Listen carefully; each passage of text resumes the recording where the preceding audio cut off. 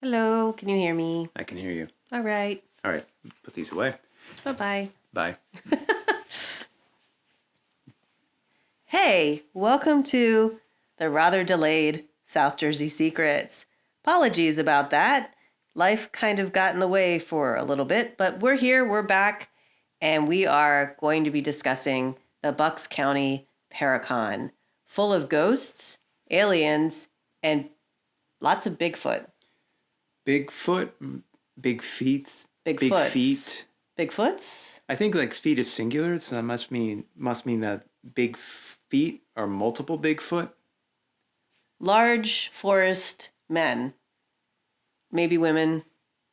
I don't know. It seems rather sexist. They kept saying men. Oh, and dogmen. Dogmen. We'll get into that coming up. All right. Well, Bucks County Paracon. It was held at the Bucks County Community College in Newtown, which is a rather stunning campus.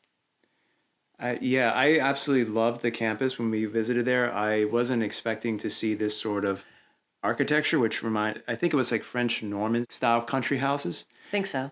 Yeah.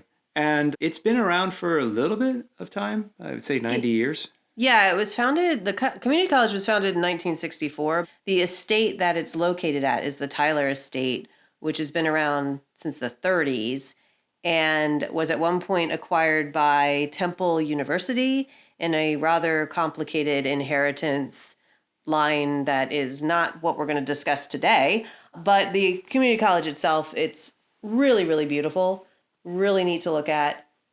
And this particular weekend was full of lots of alien balloons.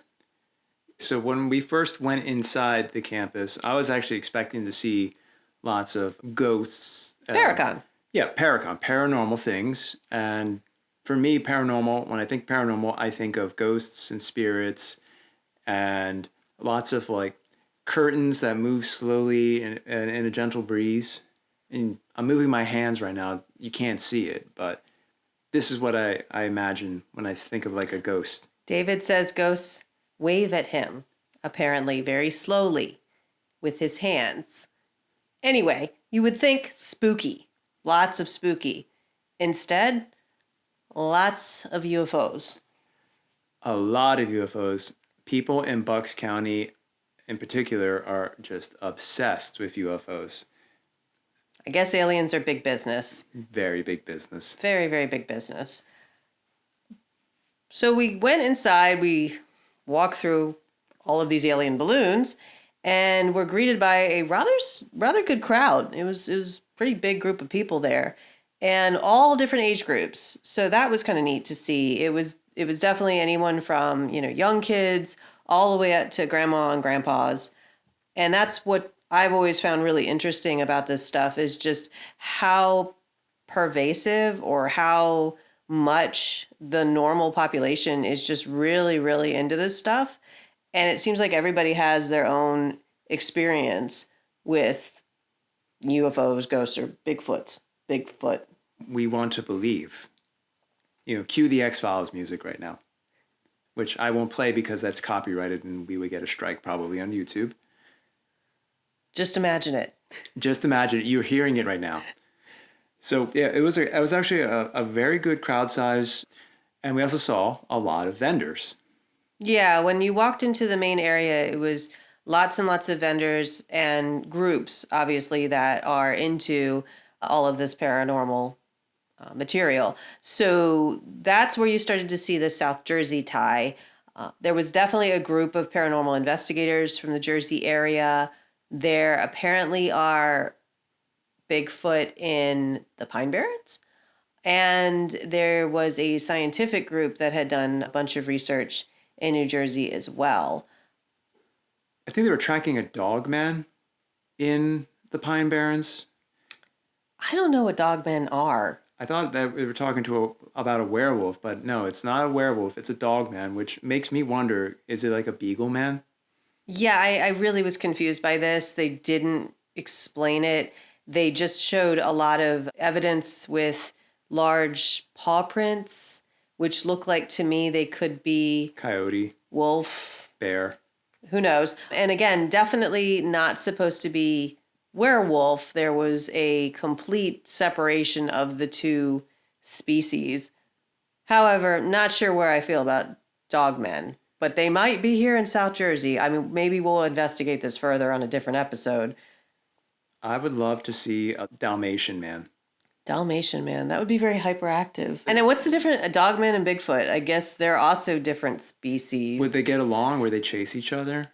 Maybe Bigfoot keeps dogman as a pet. That's cool. I like that. Yeah, that could work. That could work. The other thing I noticed a lot there were competing Bigfoot cast sales. Yeah, this was funny. So apparently, a plaster cast of a Bigfoot, in addition to proving they're a Bigfoot, is big business. Lots of vendors selling what seemed to me to be identical big feet casts. I'm not sure. I mean, for all we know, it's like a 7-foot basketball player wandering the Pine Barrens in the mud, barefoot. Or a guy with a big shoe, or, big fake Bigfoot cast. I can't say that while I'm there. I would have been thrown out from the convention. Yeah, they had these placards that I guess was your proof that was an authentic. Your certificate of authenticity. Yes, there was like certificate of authenticity for the feet. Bigfoot cast. Bigfoot casts. But who knows? You can print that up anywhere. So, but the problem is we would go from one table and see a cast that had the, Bigfoot impression with a little hair running through the center, like some of the toes. And you go to the next table and it's the same cast selling at the same price. I'm actually wondering, is there like a market saturation? Do these guys have like this whole market cornered? And that's their bread and butter? Maybe. And for all the pictures I saw of dogmen paws, I didn't see any casts of dogmen paws. So that, I guess, is just not important enough. There's still speculation as to whether or not the dogman is real, because we don't have any tangible, authentified, is authentified a word? Evidence of this. Authentic. I like authentified, even though it's a tongue twister for me. Here we go. We're going to create new words here on the South Jersey Secrets. New word of the week, authentified. So if there's dog men, are there puppy boys?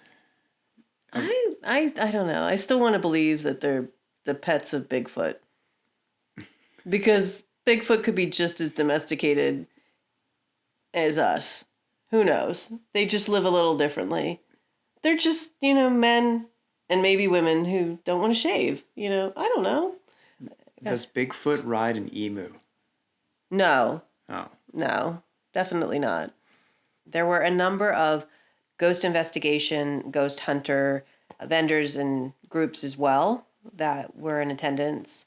Unfortunately, most of those areas were very crowded, so we weren't really able to get up there and speak to too many of them. I know there was a Jersey group that was present because we're the best state. They were the most crowded booth.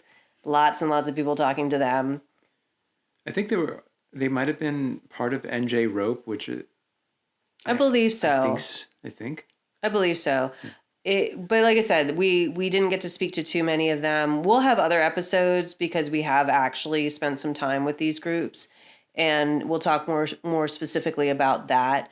But it was good to see that they did have some actual paranormal information out there at Paracon. And then, of course, you had lots of folks with crystals, tarot cards. A lot of tarot card readings. There was someone a vendor who was making funeral style brocades, I think, for weddings.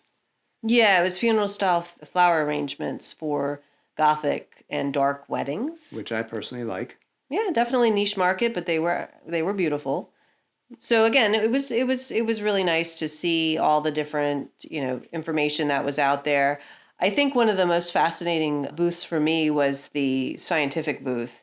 These guys are actually a group that goes out there to investigate primarily UFOs and UFO sightings. They've been around since 1969, and they really seem to take all of this very seriously, first of all, and apply the scientific method to it, which results in a number of disproven sightings. So some of these UFO hunters their goal is kind of like Jason Hawes of Ghost Hunters, is to disprove UFO sightings, to disprove artifacts that they may be presented, and to investigate crashes and give other explanations about what could have happened, whether it be an asteroid or a commercial or even military craft that has crashed in an area, instead of just chalking it up to some sort of alien or extraterrestrial visitor.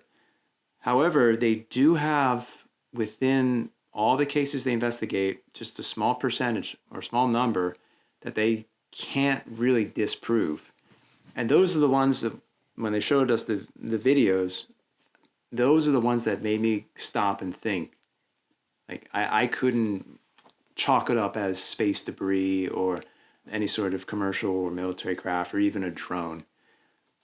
So, by the way, what do you think? You agree or disagree? Leave a comment and let us know. Now, this group is called the MUFON group, which stands for Mutual UFO Network. And as noted, they've been around since about 1969, and they're by and large staffed by scientists. So they do approach it with a very scientific method, and all of them seem to believe that there would be or could be UFOs and aliens. But as David mentioned, they very much disprove a number of supposed sightings. Anyway, they have their own website, mufon.com, and it's pretty interesting. That by far for me was the most unique and compelling table at the whole event. And by the way, for me personally, I definitely believe that there's intelligent life outside of our planet. Fermi paradox aside, I think they exist. They just don't want to talk to us when they see what a mess we are. Funny story in my world. So my parents work for the federal government, and I remember asking them when I was a kid, and this was the height of X-Files TV and Ancient Aliens and all of those sorts of shows. I remember asking my parents if they did one alien investigation. I was like convinced my mom was the one that was blacking out those documents they would release on those shows, the ones that have everything marked out except for me, and that's it. So I thought that was what her job was. My parents' jobs were classified, so I had no idea what they did when they went to work. So I asked each of them if aliens exist, and it was funny because neither one of them told me no. They didn't tell me yes either, but essentially they said it would be very strange if we were the only being around, that there definitely, would likely be something else out there. And I mean, to this day, it really shaped my view on aliens and UFOs, because I was like, well, if my parents aren't telling me no, then it must be something. And I still to this day believe that's what at least one of them was doing for their job. In fact, one of them has moved to New Mexico. So who knows? Well, they're out there with the gray aliens and Bigfoot. And Roswell. Because I actually didn't realize this, but New Mexico has very tall mountains that have snow and great skiing. And one of the Bigfoot tables had a bunch of stuff from New Mexico. Bigfoots. Big feet. Big whatever. So anyway, that's my viewpoint on UFOs and aliens. But what we actually want to talk about is the main attraction for the Paracon, which are some of the speakers. I say some because we actually didn't catch them all, because we were too busy exploring the rest of the Paracon itself. However, they had a lot of great speakers that were very passionate about what they do and presented some strange, funny, and interesting or unique videos. Yeah, who knew that this was a job that you could just have? I want this job. It's better than my job. So, yeah, we caught a number of speakers, primarily ones that we were interested in, and I have to say that all of the speaking events were very well attended. This was pretty obviously what people were there for, was to see these people talk. The first speaker was Eric Mintel, who I think actually he started this event, the Paracon, and he is a UFO hunter, ghost investigator, and dogman catcher. I don't think he caught any. He just found evidence. Yeah. And he also showed a really strange slide of a person that drew a picture of a UFO, which to me looked like a slice of, or not a slice, but a whole floating pizza pie with pepperoni. I think David was just hungry at this point, and South Jersey folks, he's thinking of pizza. Always think about pizza. But it was a very suspicious drawing. Didn't exactly look like what we think of when you think of a UFO. I did appreciate Eric's video introduction where he fought a Bigfoot, or at least a man dressed in Bigfoot, and he actually has some pretty good high kicks because he practices karate. So they did some fun stunts, I would say, and fight choreography. It was strange. There were also a couple other speakers who were really interested in JFK. Yeah, I mean, I guess it's a theory. I don't know how well accepted or widespread it is that JFK was actually abducted by aliens. That's a new one for me, but, who knows? I guess anything is possible, right? So those gentlemen were Bill Birnes, Birnes, is that right? Oh, you're just shrugging your shoulders. So I guess I'm close enough. And Charles Halt, who, if you Google him, he's got a huge online presence. So JFK wasn't assassinated and was abducted by aliens. So who knows? You take that as you would. And then we also had, which I think was the best speaker of the night, Dave Schrader, who is from the Holzer Files. Yes. So Dave is actually a paranormal investigator, and he has a long history of working with everybody you can think of: ghost hunters, ghost adventures, all the shows that are, very recognizable, very well known. And you can just tell this guy is used to speaking in front of crowds and very engaging. He had a radio show at one point and had lots and lots of really cool stories about some of the investigations he was on, some of the experience he's had.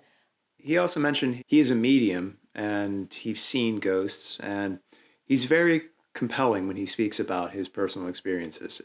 Oh, and then another thing that was kind of interesting about what he was talking about is he did mention the fact that, and I remember this, there seemed like there was a point at one time where there were just tons and tons of ghost investigation shows. And David personally, I know I don't want to speak for you, but David loves these shows. So, but at one point there was just lots of them on TV, and then it sort of whittled down to Ghost Adventures, which I'm not knocking Ghost Adventures. It's a lot of fun. But I kind of missed some of these other shows that were available and on more platforms. And he was talking about that. And, as with anything else, it's business. And they really just sort of took the one show that did the most business, Ghost Adventures, and held on to that, and everyone else disappeared to some extent. So to rectify this, there is apparently a new television channel called Beacon TV. It's online only, and it actually is a home for all of these missing investigation shows, true crime shows, all in one spot. So Beacon TV, the website is, and I'm going to plug them on this, streambeacontv.com. And you can also just Google Stream Beacon TV. You will find it. They are hosting all the other shows that were removed by the Travel Channel. Whether or not you want to believe the controversy about zakbagans having these shows removed, Dave Schrader actually was on stage and he gave a very good explanation as to what really happened. And it just turned out Ghost Adventures was making more money, and Travel TV and the other companies that were airing these shows, they couldn't support them because they didn't have the viewership. It was really funny, actually. He said that Ghost Adventures gets more views, their reruns get more views than shows actually about travel and the documentaries about travel, which is what the Travel Channel should actually be all about.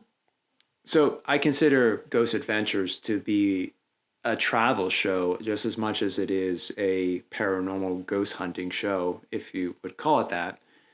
Please, Zach, if you're listening, stop using the spirit box.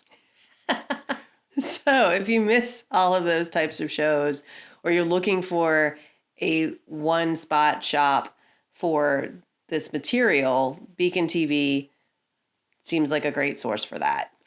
So in a nutshell, that is our experience at the Bucks County Paracon. In the upcoming episodes, we will dive deeper into Bigfoot, ghosts, The Jersey Devil. the Jersey Devil, UFOs. I don't know about dogmen, I want a puppy. but we will explore these subjects in more detail. Puppy men. Just like a big jacked dude, and then it has like a little puppy head. I don't know. I don't know about this dogman thing at all. But But please be sure to like, subscribe, leave a comment, and don't forget to click on the notification bell so you'll be updated when we post more episodes, which are coming soon. promise we're going to be more regular about that, and we're going to be sticking to South Jersey specifically. I mean, or South Jersey adjacent. It's not that bad. We can go outside the state. A little. Okay.